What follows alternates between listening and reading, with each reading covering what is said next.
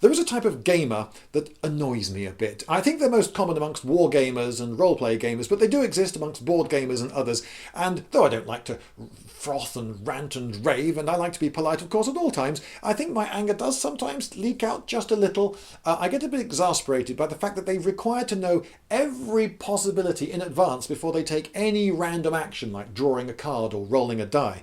Now, yes, I suppose it's true that you might appreciate the significance of the card you've drawn more if you knew what all the other cards did and so forth, what all the possibilities are, but we're playing a game. Could you not just draw the card, read what it says on the card and do what it says on the card so that we can get on with this?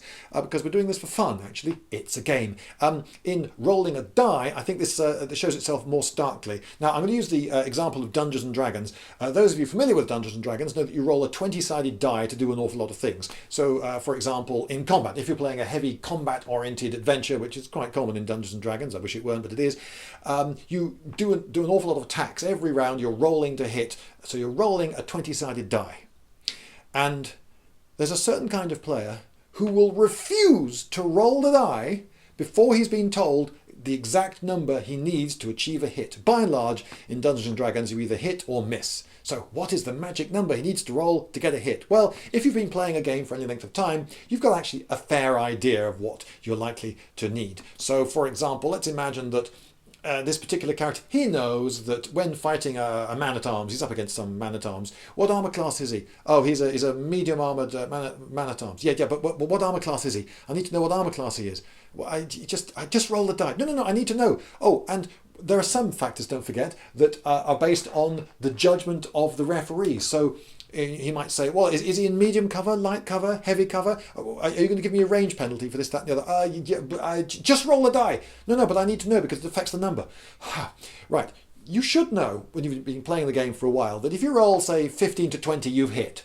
And if you roll 1 to 10, you've missed. But in that 11 to 14 range, if you roll one of those, then we'll look it up.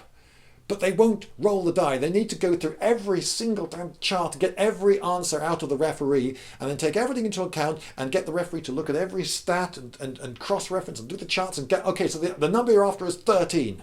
Okay, it's 13. We've now spent 5 minutes working out that the number you're after is 13. He then, and only then, rolls the die and rolls a 2.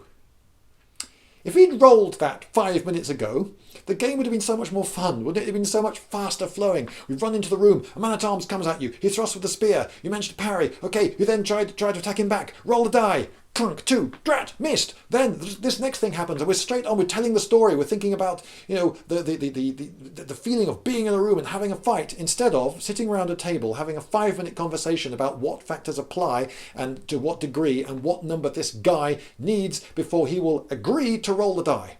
So please, pretty please with sugar on top, gamers throughout the world, please, can I just appeal to you all, could you please just get into the habit of rolling the damn die first, and if the result is questionable, then looking it up and thus slowing the game down by the absolute minimum. You know you've hit if you roll a 20. You know you've missed if you roll a 2.